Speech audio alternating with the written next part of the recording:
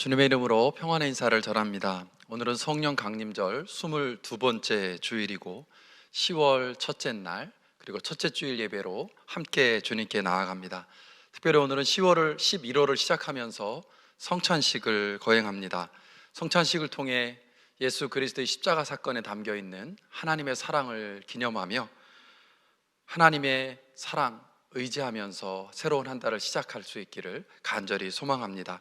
각자의 자리에서 다 함께 자리에서 일어나셔서 찬송 10장, 통일 찬송 34장 전능왕 오셔서 부르시면서 예배 시작하겠습니다.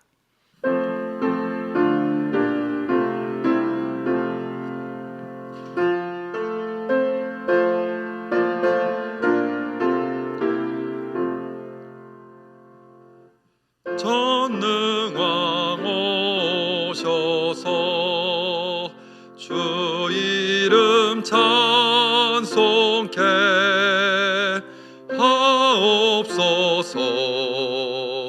영광과 권능의 성부 여오셔서 우리를 다스려 주옵소서. 강생한 성자여 오셔서 기도를 들으소서. 택하신 백성들 복 내려 주시고 거룩한 마음을 주옵소서. 위로의 주 성령 오셔서 큰 증거 주옵소서. 전능한 주시여 각 사람 맘에서 떠나지 마시고 계십소서. 성삼위일체께 한없는 찬송을 드립니다. 존귀한 주님을 영광 중배옵고 영원히 모시게 하옵소서.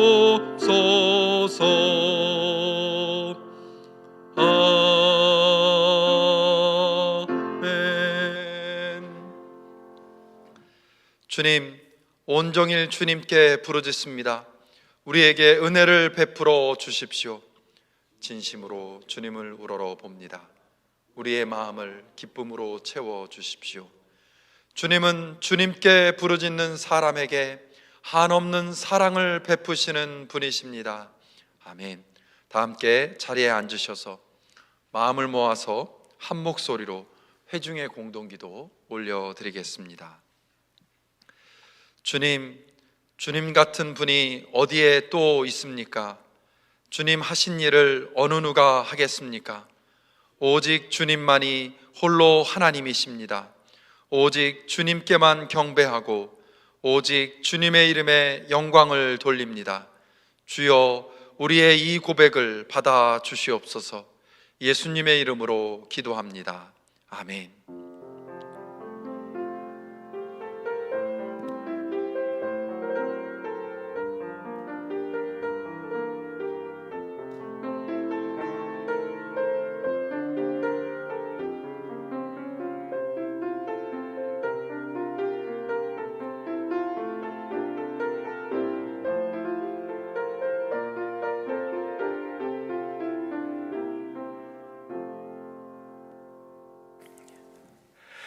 자비와 사랑이 충만하신 하나님, 오늘 우리는 다시 주님 앞에서 우리의 마음을 다해 드리는 예배의 자리로 나왔습니다.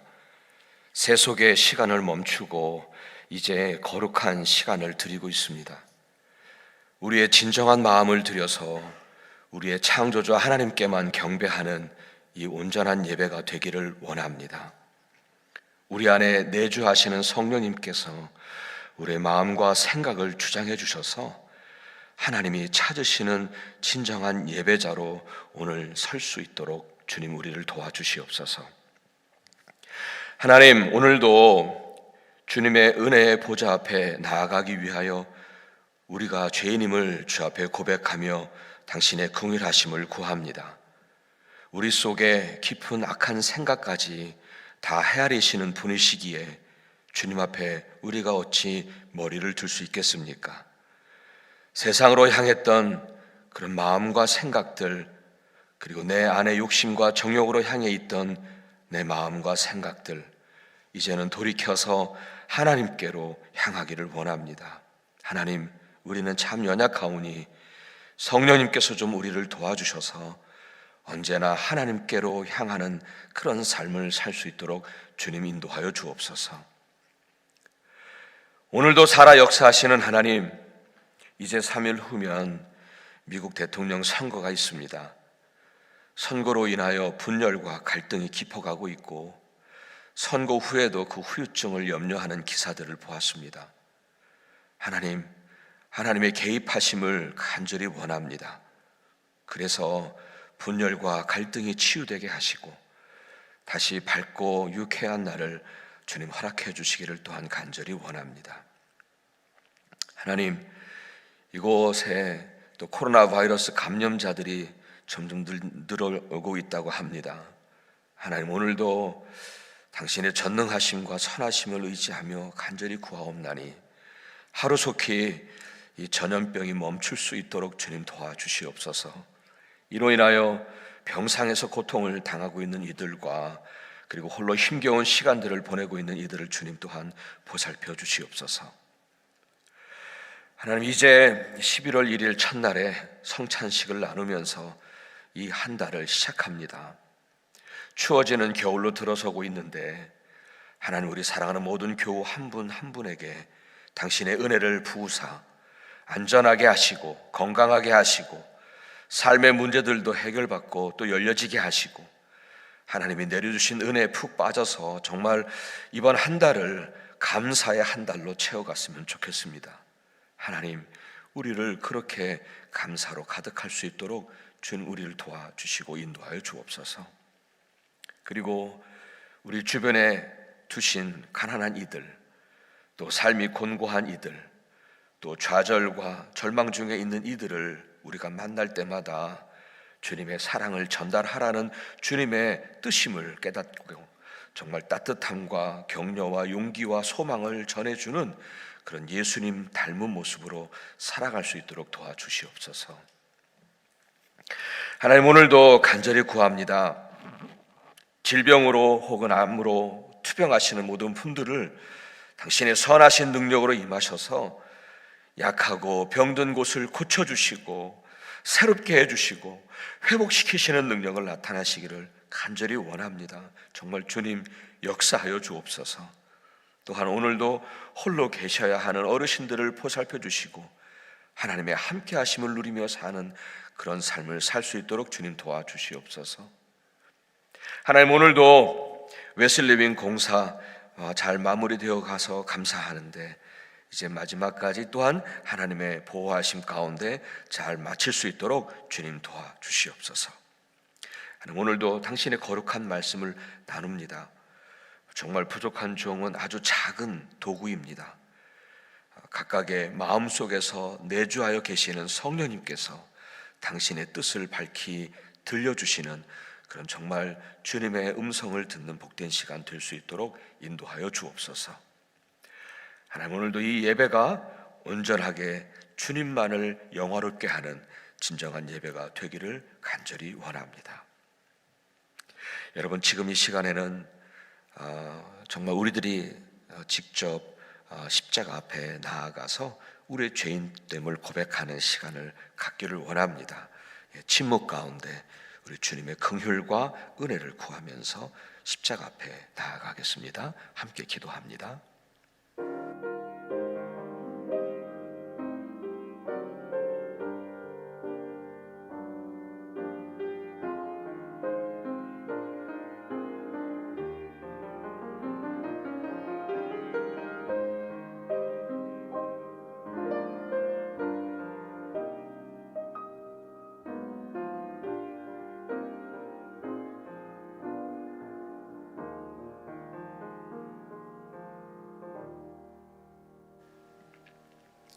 허물의 사함을 받고 자신의 죄가 가려진 자가 복이 있다 하셨죠. 여러분, 정말 우리의 허물과 우리의 죄가 그리스도의 보혈로 깨끗이 씻음 받고 가리워졌습니다. 오늘도 그 은혜를 입은 자로 주 앞에 섰습니다. 오늘도 정말 주님 앞에 감사가 가득한 그런 예배가 되기를 원합니다. 우리 함께 주님이 가르쳐 주신 기도로 함께 올려드리겠습니다. 하늘에 계신 우리 아버지여, 이름이 거룩히 여김을 받으시오며 나라가 임하시오며 뜻이 하늘에서 이루어진 것 같이 땅에서도 이루어지이다. 오늘 우리에게 일용할 양식을 주시옵고 우리가 우리에게 죄 지은 자를 사하여 준 것 같이 우리의 죄를 사하여 주시옵고 우리를 시험에 들게 하지 마시옵고 다만 악에서 구하시옵소서.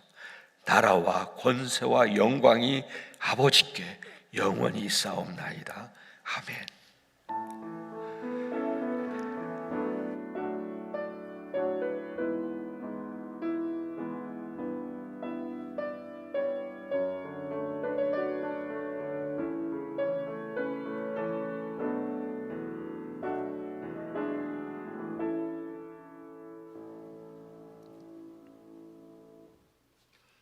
네, 각자의 자리에서 일어나셔서 찬송 300장, 통일 찬송 406장 내 맘이 낙심되며 함께 부르시겠습니다.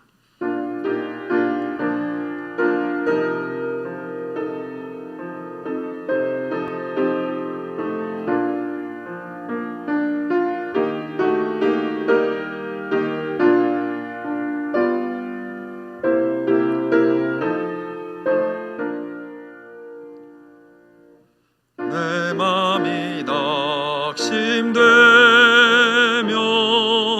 근심에 눌릴 때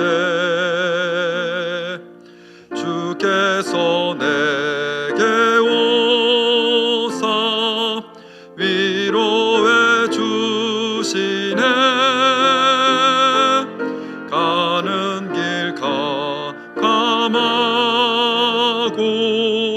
괴로움 많으나 주께서 함께하며 내 짐을 지시네. 그네가 내게 족하네. 그네가 족하네.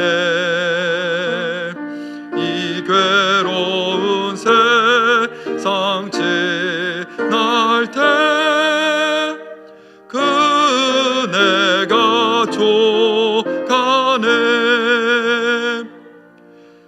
희망이 사라지고 친구 날 버릴 때 주 내게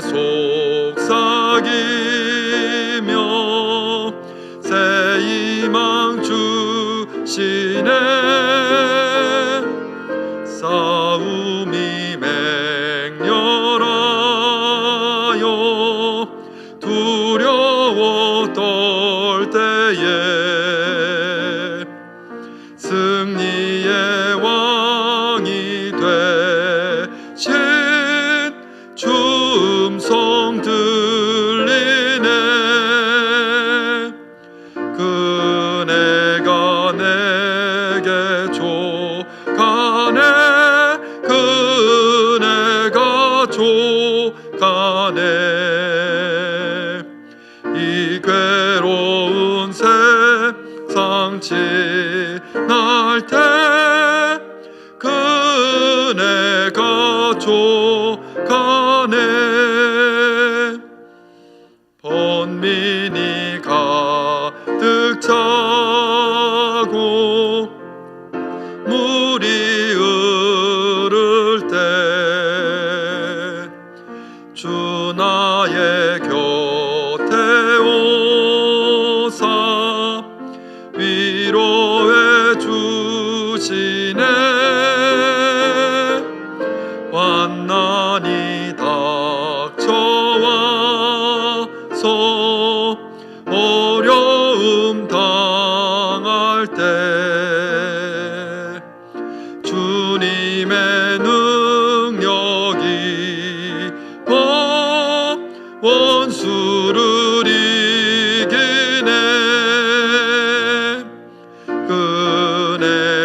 내게 족하네 그 은혜가 족하네 이 괴로운 세상 지날 때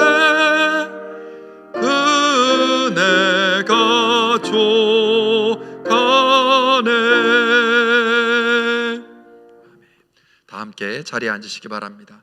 이 시간 이창선 권사님 나오셔서 오늘 우리에게 주시는 말씀 봉독해.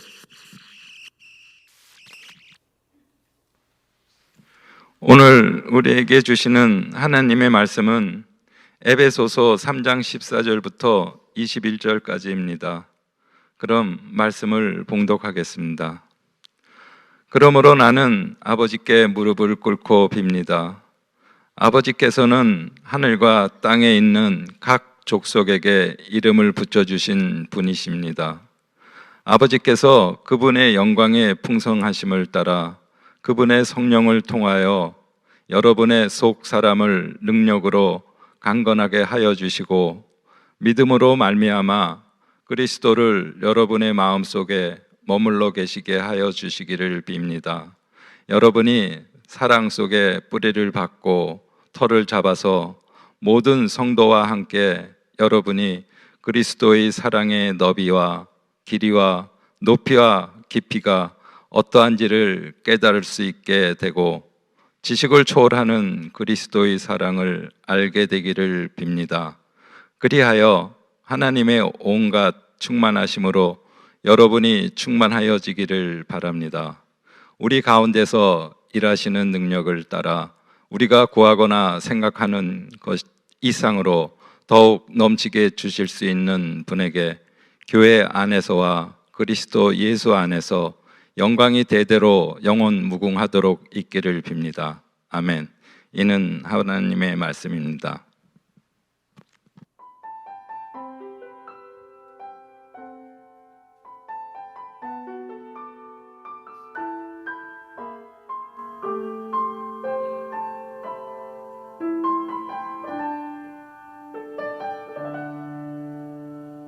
이제는 내가 없고 오직 예수님만 내 안에 살아계신 오직 예수님만 찬양하며 살리라 예배하며 살리라 내 안에 계시는 오직 예수님만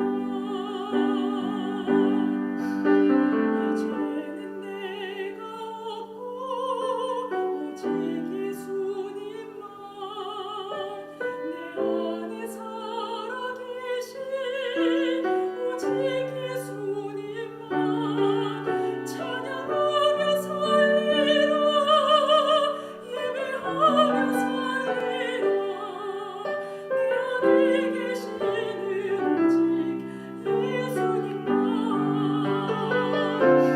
주님은 나의 아버지 내 상한 영혼 만지시고 주님은 나의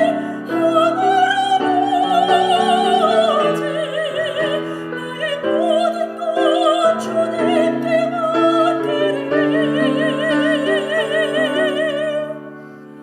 이제는 내가 없고 오직 예수님만 내 안에 살아계신 오직 예수님만 찬양하며 살리라 예배하며 살리라 내 안에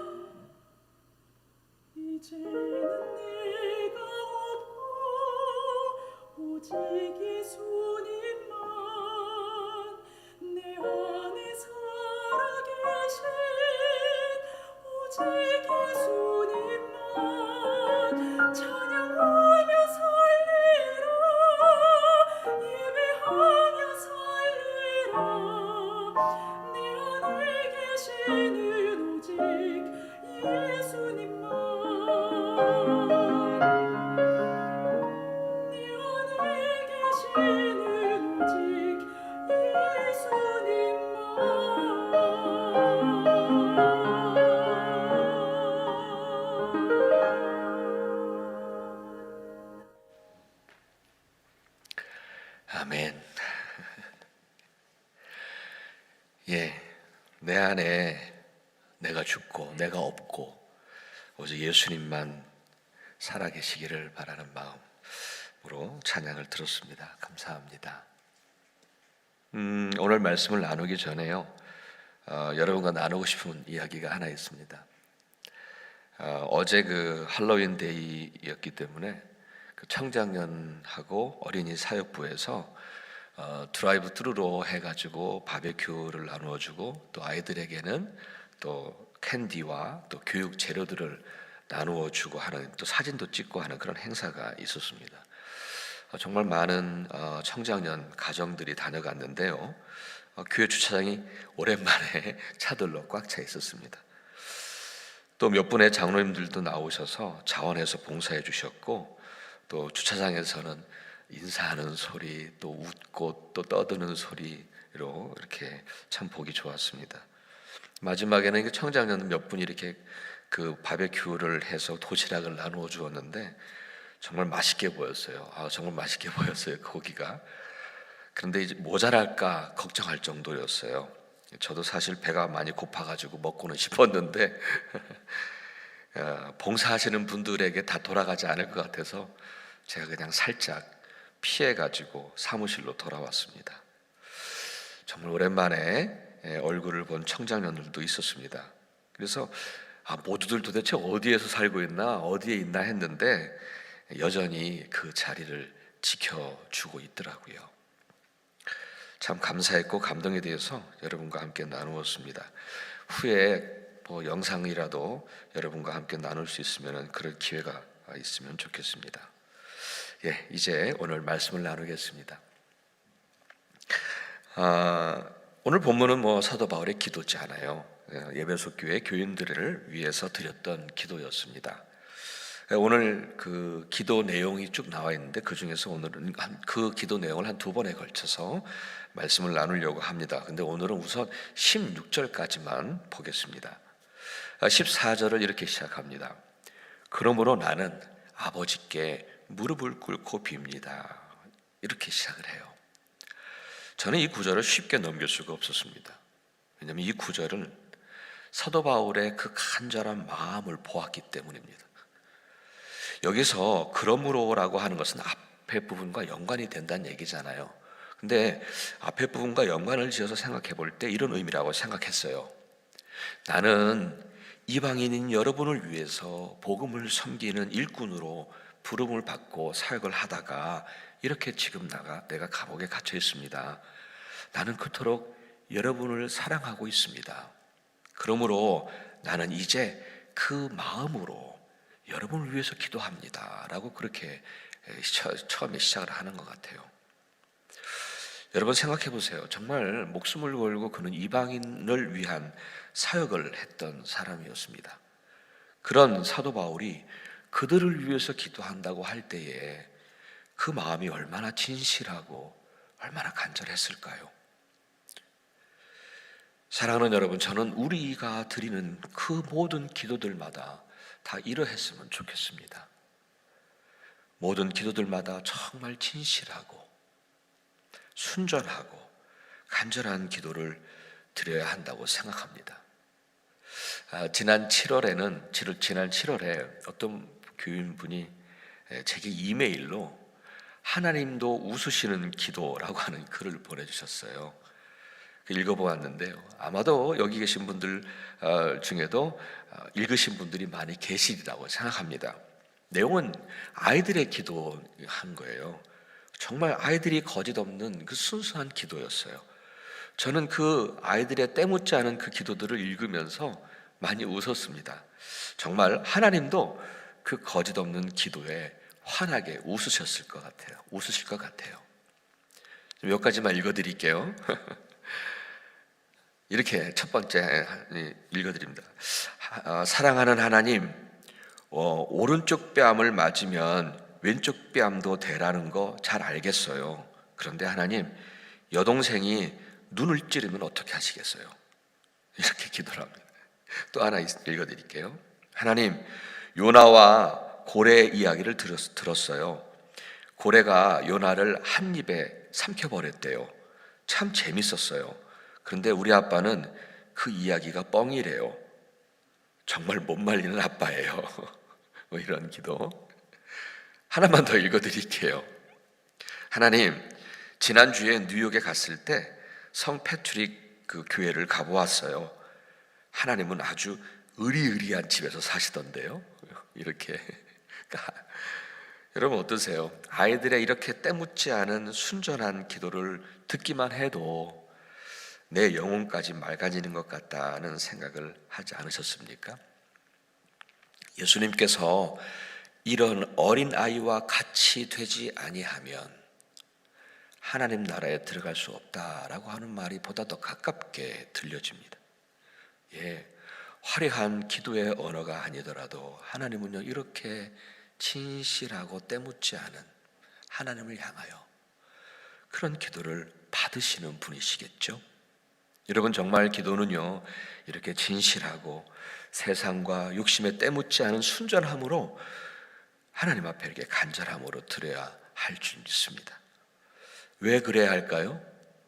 예, 기도는, 우리가 드리는 기도는 살아계신 하늘 아버지께서 들으시기 때문입니다.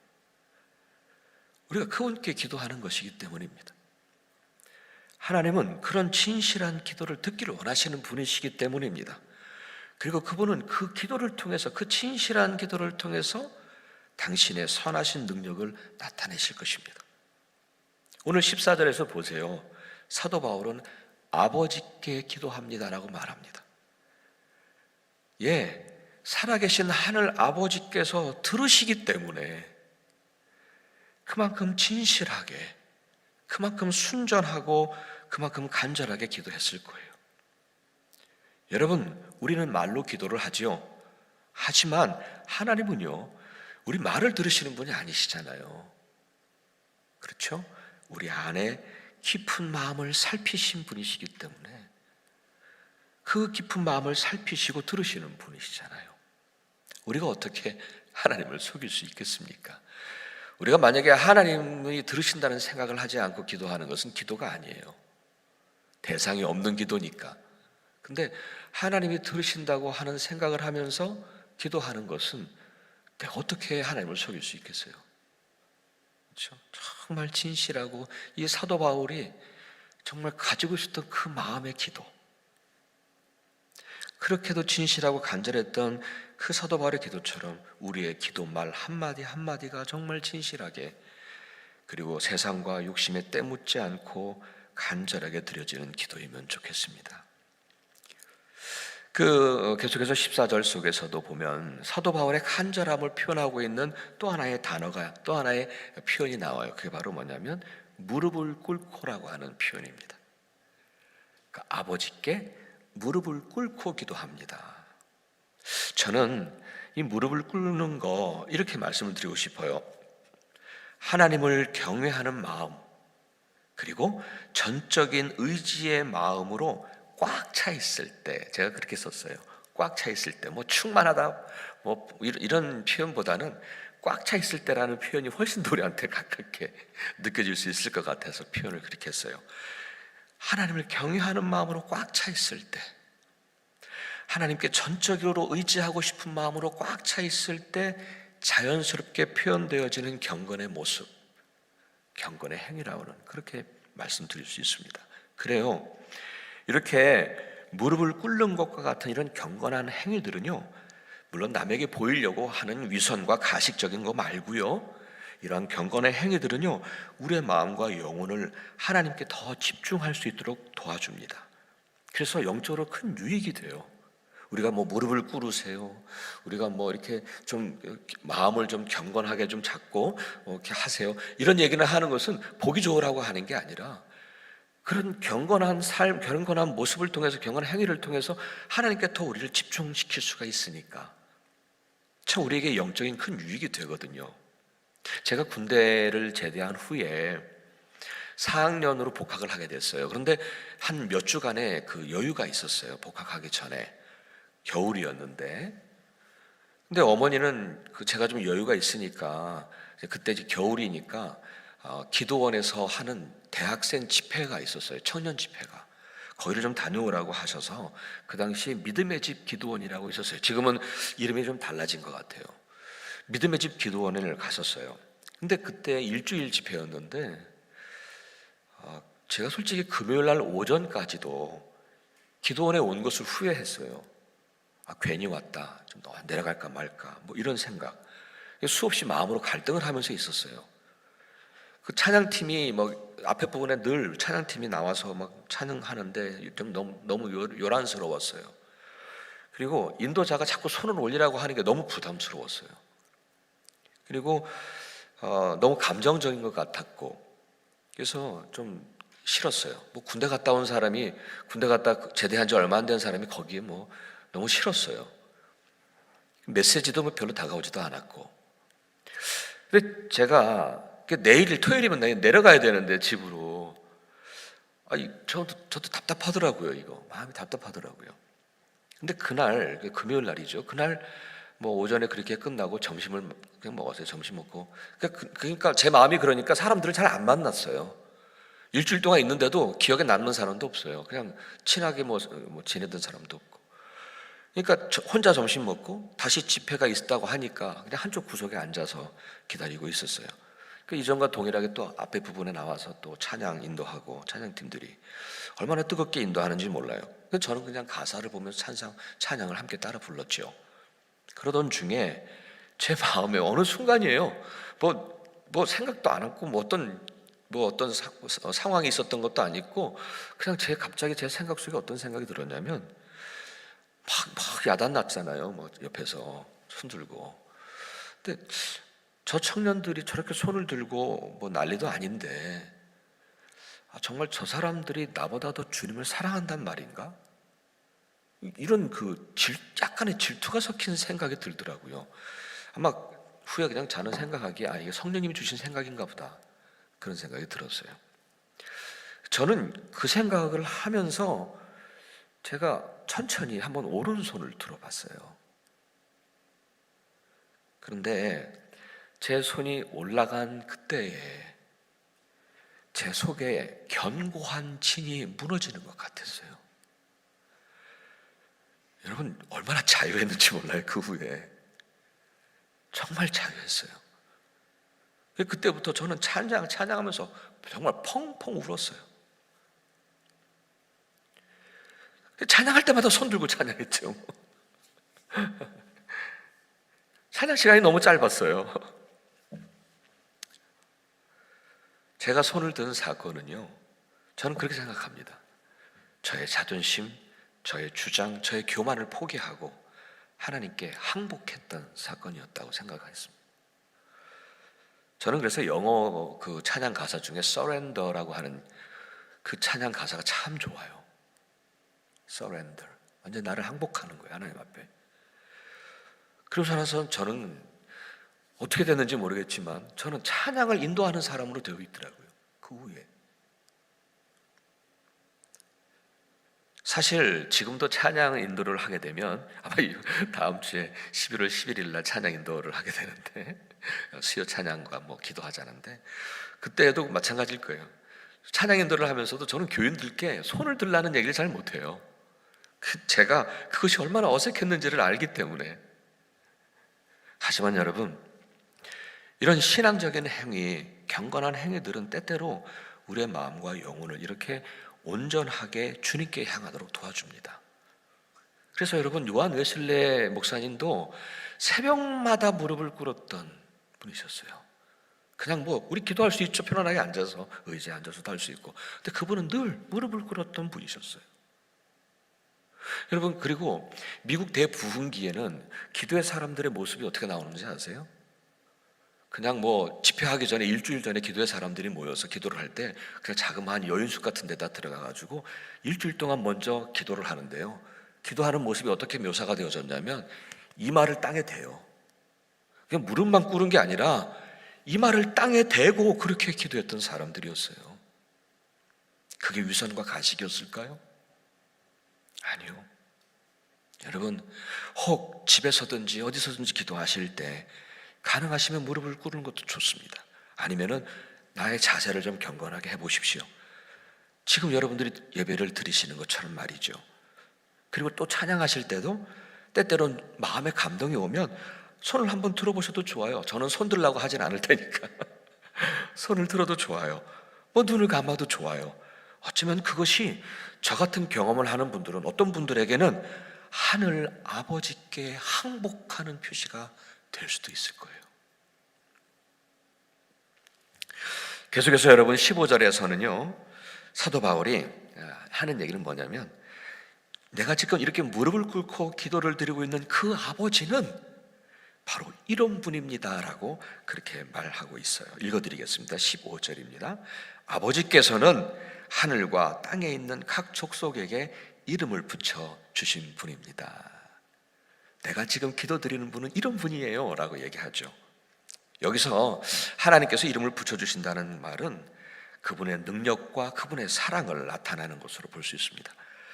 창조주 하나님의 위대하신 능력을 보여주는 거죠. 그렇잖아요. 하늘과 땅의 모든 족속에게 이름을 붙여주, 이건 창조주 하나님에게만 해당되는 말씀이잖아요. 시편 147편 4절로 5절 말씀에 별들의 수요를 헤아리고 그 하나하나의 이름을 붙여주신다. 우리 주님은 그만큼 위대하시며 능력이 많으시고 그리고 그 지혜는 헤아릴 수 없다.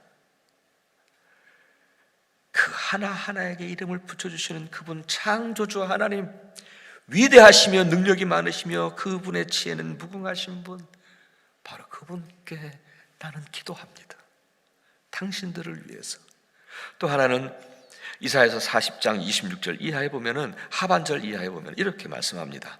그는 능력이 많으시고 힘이 세셔서 하나하나 이름을 불러 나오게 하시니 하나도 빠지는 일이 없다.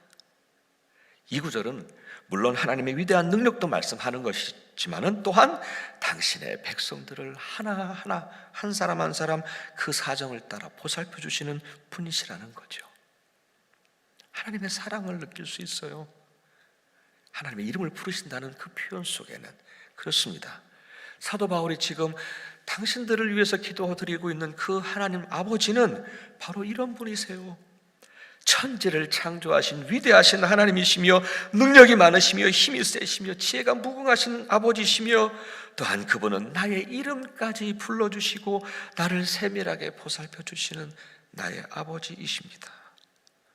바로 그런 하늘 아버지께 나는 무릎을 꿇고 기도합니다. 여러분, 우리도 기도할 때에 여러분 이 믿음을 가지고 기도하십시오. 우리의 기도를 들으시는 분은 여러분 살아계신 하나님이십니다. 그분은 천지를 창조하신 위대하시고 능력이 많으시며 지혜가 무궁하신 하나님이십니다. 나의 세밀한 부분까지 보살피시는 그 하나님 아버지이십니다. 우리는 그분께 기도하는 겁니다. 하나님께 나오는 자는 그가 살아계시다는 것과 그를 찾는 자들에게 상 주시는 이심을 진정으로 믿어야 합니다. 히브리서 11장 6절 말씀. 우리가 그 믿음 가운데 그분 앞에 정말 진실하게 기도하면 그 믿음 안에 우리에게 당신의 능력을 나타내실 것이라고 믿습니다. 아멘. 계속해서 바울이 에베소 교회 교인들을 위해서 기도한 내용을 보겠습니다. 그가 첫 번째 기도한 그 내용은 뭐냐면 이거예요. 하나님, 교인들의 속사람을 강건하게 하여 주십시오 라고 기도하고 있습니다. 16절을 읽어드리겠습니다. 아버지께서 그분의 영광의 풍성함을 따라 그분의 성령을 통하여 여러분의 속사람을 능력으로 강건하게 하여 주시고, 본 구절에서 말씀하고 있는 이 속사람, 그것은 또 이렇게 표현하고 싶어요. 속사람은 뭐냐면 우리의 내면을 채우고 있는 마음과 영혼이라고 말씀드리고 싶어요. 여러분 그렇잖아요. 어떤 큰일을 당할 때 겉으로는 태연한 척 하지만 속으로는 무섭고 불안해하잖아요. 겉모습은 아무런 걱정이 없이 사는 것 같아 보여도 속사람은 그 마음과 영혼은 늘 불안해하면서 염려 속에 사는 사람들이 많은 것 같아요. 에베소 교회 교인들 중에도 보니까 그랬던 것 같아요. 여전히 교회도 잘 나오고 예배도 잘 드리고 믿음이 있는 것 같아 보였는데 속으로는 마음과 영혼이 너무 연약해서 세상의 유혹에 너무 쉽게 무너지고 넘어지거나 환난을 만났을 때에 이 믿음이 흔들리는 이들이 있었던 것 같아요. 속 사람이 약한 거죠. 그래서 사도 바울은 그들을 위해서 기도한 거예요. 속 사람 곧 그들의 마음과 영혼이 강건하여지기를 그렇게 기도한 거예요. 그럼 어떻게 속 사람이 강건해질 수 있을까요? 16절에 말씀하죠. 그분의 성령을 통하여. 성령을 통하여. 여러분, 우리가 예수를 믿었을 때에, 영접했을 때 우리 안에 성령님이 내주하여 계시잖아요. 내 안에 계시잖아요. 바로 그분을 통해서만이 내 마음과 영혼이 강건해진다는 거예요. 뭐 훈련을 받아서가 아니에요. 이것은 성령이 충만해진다는 의미입니다. 내 안에 성령이 충만해지면 내 마음과 영혼이 강건해지는 거예요. 여러분, 베드로 잘 아시죠? 그는 겉으로 얼마나 강한 사람이었습니까? 마태복음 26장에서 보면은요, 예수님께서 고난당하시고 죽임을 당하신다는 얘기를 제자들에게 했을 때 내 목숨까지도 아끼지 않고 나는 절대로 주님만을 따르겠습니다. 큰 소리 쳤던 사람이었어요. 겉으로는 참 강한 사람처럼 보였겠죠. 하지만 그 속 사람이 얼마나 나약한 사람이었습니까? 몇 시간도 안 돼서 그는 다른 사람들 앞에서 예수님을 3번씩이나 부인하고 맙니다. 그렇게도 나약한 사람이었어요. 속 사람은. 그런데 그렇게도 나약했던 속사람이었던 이 베드로가 사도행전에서는 전혀 달라집니다. 이렇게 기록하죠. 이에 베드로가 성령이 충만하여 가로되 백성의 관원과 장로들아 외칩니다. 유대 통치자들과 장로들과 율법사들과 대제사장의 가문에 속한 사람들이 다 모여있는 그곳에서 외친 소리예요. 그들도 베드로가 이상하게 보일 정도로 너무 담대했던 거죠. 어떻게 그가 그토록 담대해졌을까요? 어떻게 그의 속사람이 이토록 강건해졌을까요? 예, 성령이 충만하여. 그것밖에 없었습니다.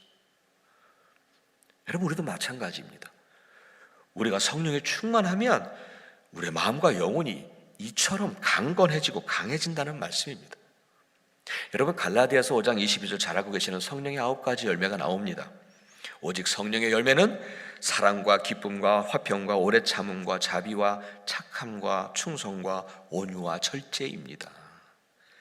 성령이 충만하면 이런 열매들을 맺는다는 거거든요. 근데 이 열매들을 가만히 보세요. 다 내적인 열매들입니다. 다 내적인 열매들이에요. 그래요. 성령이 충만해지잖아요. 내적인 열매들을 맺어갈 수 있는 거예요. 내 마음과 영혼이 더 강건해지는 거예요. 내적인 열매를 맺을 수 있을 만큼 강건해지는 거예요. 자, 그렇다면 여러분, 어떻게 해야 성령 충만할 수 있을까요? 이 물음은 사도 바울도 고민했던 것 같아요.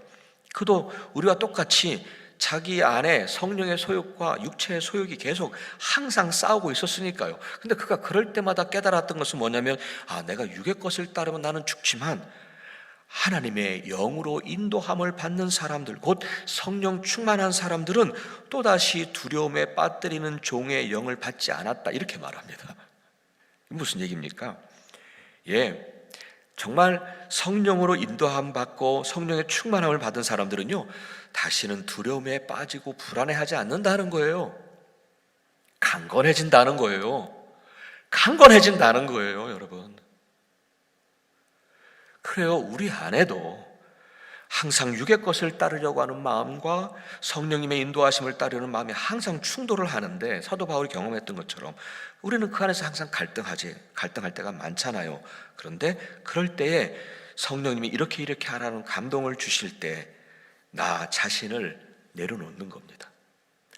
그분이 나를 완전히 지배하도록 나를 놓아버리는 거지요. 나를 포기하는 겁니다. 나를 하나님 앞에 그 주님의 성령님의 음성에 나를 항복하는 것입니다. Surrender. 그렇게 성령님이 나를 완전히 지배하시도록 나를 내려놓으면 하나님의 영으로 인도함을 받는 성령 충만한 사람들이 된다는 거죠. 그러면 베드로와 같이 그 속사람이, 그 마음과 영혼이 더 이상 두려움의 영에 지배당하지 않고 더 강건해진다는 말씀입니다. 여러분, 사도 바울도 생각해 보세요. 그의 겉모양은 죄수일 뿐이었어요. 그냥 아무런 힘이 없는 감옥에 갇힌 죄수일 뿐이었어요. 하지만 그는 그런 현실에서도 조금도 두려워하지 않습니다. 정말 그의 속사람은요, 정말 강한 사람이었습니다. 이렇게 말하잖아요. 나처럼 기뻐하십시오. 내가 허투루 말하는 것이 아닙니다. 항상 기뻐하십시오.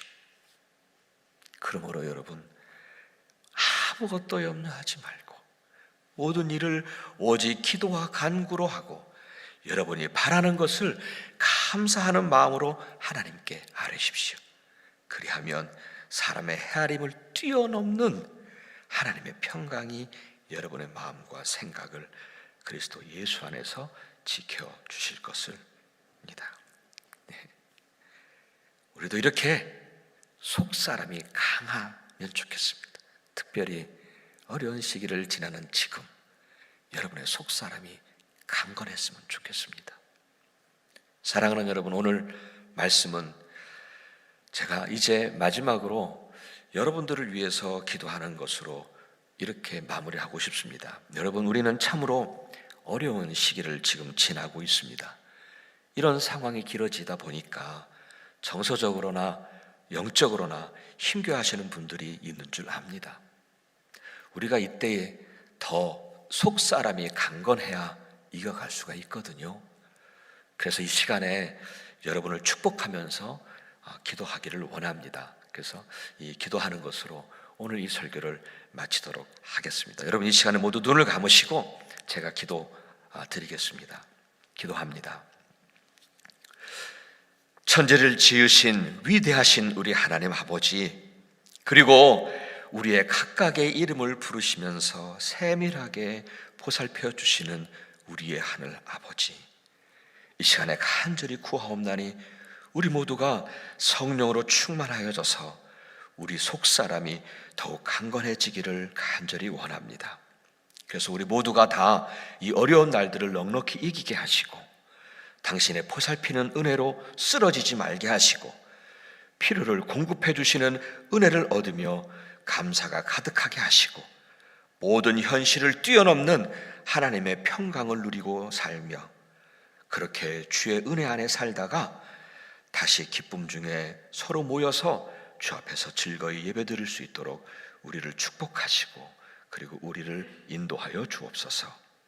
예수 그리스도 이름으로 간절히 기도합니다. 아멘. 아멘. 네, 교회 소식 전해드리겠습니다.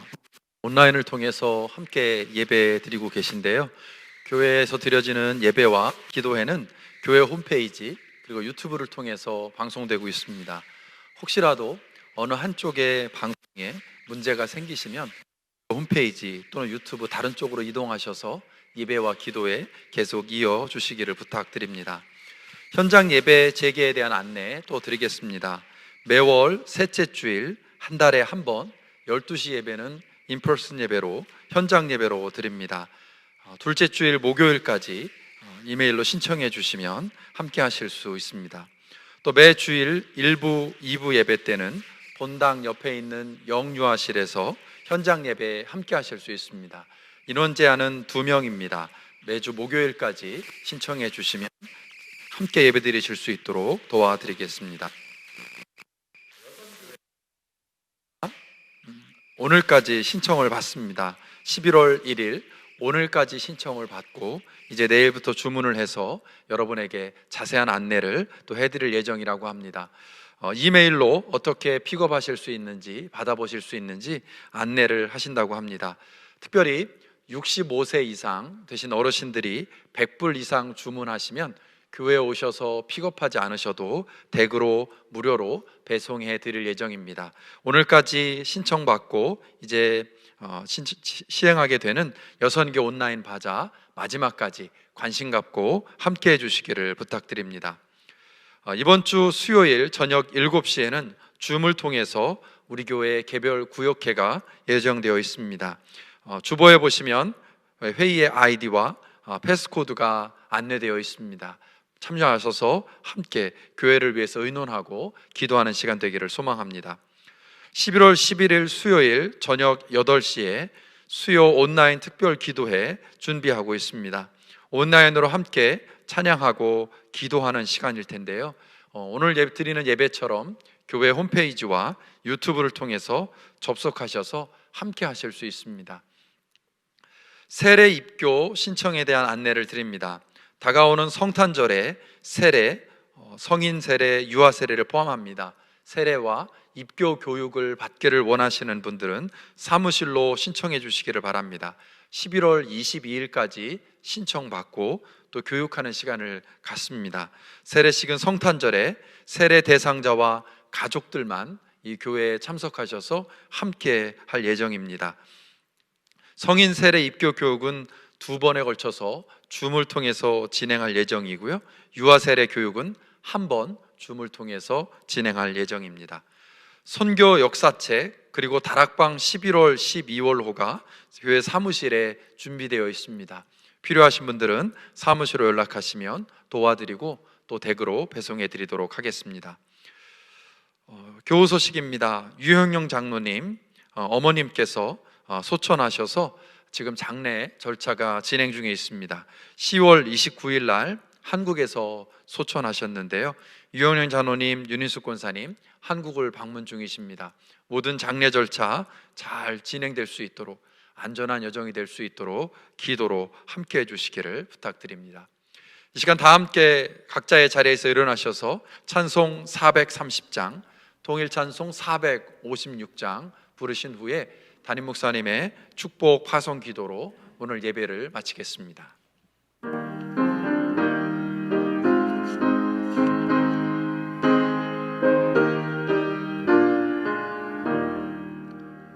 주와 같이 길 가는 것 즐거운 일 아닌가. 우리 주님 걸어가신 발자취를 밟겠네. 한 걸음 한 걸음 주 예수와 함께 날마다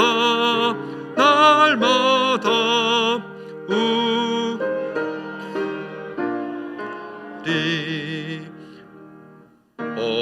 어린아이 같은 우리 미련하고 약하나 주의 손에 이끌리어 생명길로 가겠네. 한 걸음 한 걸음 주 예수와 함께 날마다 우리 걸어가리. 꽃이 피는 들판이나 험한 골짜기라도 주가 인도하는 대로 주와 같이 가겠네. 한 걸음 한 걸음 주 예수와 함께 날마다 우리 걸어가리. 옛 선지자 에녹같이 우리들도 전국에 들려 올라갈 때까지 주와 같이 됐네. 걸음 한 걸음 주 예수와 함께 날마다 우리 걸어가리.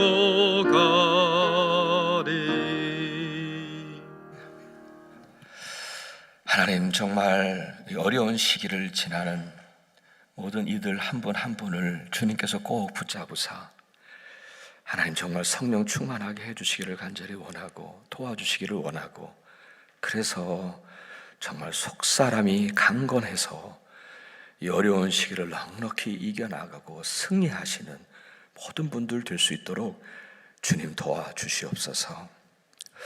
하나님, 오늘도 또한 감사의 마음을 드리면서 주 앞에 성찬과 함께 드린 이 예배 주님께서 받아주신 줄 믿습니다. 그리고 이제 정말 또한 구별해서 드려지는 귀한 손길들 우리 주님 다 받아주신 줄 믿습니다. 그 귀한 예물을 정말 거룩하게 쓰임받는 그런 복된 예물 되게 하시고, 드려진 손길들마다 하나님의 은혜가 풍성하게 내리는 귀한 이들 될 수 있도록 도와주옵소서. 이제는 우리의 생명의 주가 되신 예수 그리스도의 그 크신 은혜와 하늘 아버지의 한량없으신 사랑하심과 성령님의 감동하시는 은혜가 우리 사랑하는 모든 성도님들의 발걸음과 가정들과 그리고 이 나라와 우리 한국과 전 세계 위에 이제부터 영원토록 늘 함께 하시기를 우리 주님 예수 그리스도 이름으로 간절히 기도하옵나이다. 아멘.